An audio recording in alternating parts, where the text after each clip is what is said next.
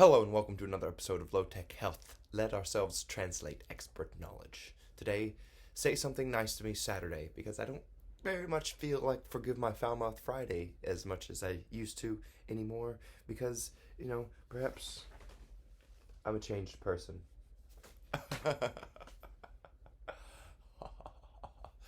But what I'd like to continue talking to you about today is the locus of control. I watched Survivor last night. I know it's the 28th season, and it's kind of been around a long time, but I've never watched one all the way through to the very end. And I am not very pleased with how it ended, because there was this guy who was running around, lying as much as he can, didn't steal idols, but he found all three idols, constantly working, not sleeping, lying, cheating, and that's how you're supposed to play Survivor. So he won, even though he swore on his wife, his daughter. Even in the very last episode, in the jury episode, where he's supposed to plead his case as to why he should be picked, he raised the stakes. The man against him lost because he played by Taekwondo principles of honor, integrity, discipline, harmony, body and mind. So he didn't win because he didn't lie and cheat. And up to the very end, he picked somebody who was a challenge, who could have lost to. I have respect for him. I wish he won, but the way they made it in this final episode, it seemed that this cheater and liar should always win, because the game is to lie, cheat, steal, kill, and win, which is hard to see, especially when he's lied and sworn on his wife, kid, and deceased father. He even, at one point, said unequivocally, the $1 million is worth his father's soul. And I'm glad Wu didn't. Oops. I guess it's fine to tell you which episode it was. This is Tony and Wu, season 28. I think, yeah, I did tell you anyway. I don't know why I'm trying to protect their identities. They're on TV. Just trying to somehow protect their locus of control, because, it doesn't matter what he did if this is all there is. If there's just material. If all your goal is to make as much money as possible and get it in your possession. Get all those bills to spend beside your name before you just perish, I guess, entirely. He's no consequence to the atonement of swearing. Swearing on people's lives, swearing on people's souls. He's a non-believer. He doesn't believe in it.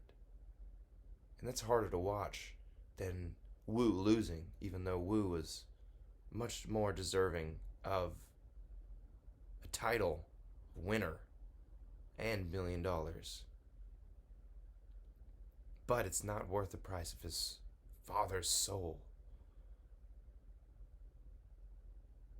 And to ask him, he'd do it all again. He'd do it all again. He has no moral authority. But he's ruling. He's surviving. He's the last survivor. I don't know if I like the mentality of this show.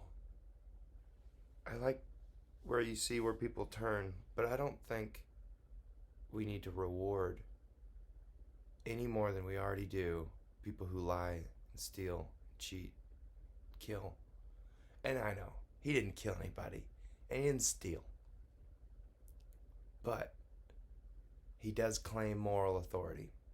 And they followed this up, as you know, anyone who's watched this, he's a police officer. They described a situation where he found a man down and saved his life. It's very good. I'm glad that he did that. Does not mean he has moral authority based off of that to lie and to cheat and to game us. Because the other officer in that group from Indiana, he's from New Jersey, said he's no longer in the good cops or us anymore. He lied and swore on his badge. It means something. a lot of the participants were very conscious of their egos and didn't stick to their grudge and say, he is who he is outside of the game as well. Which the other officer said, yeah, that's who he is.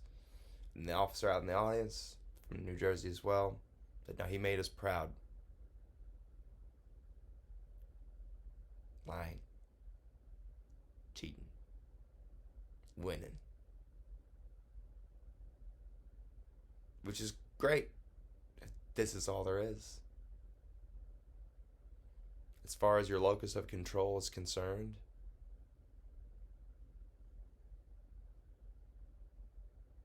belief means something, even if it isn't just this plane.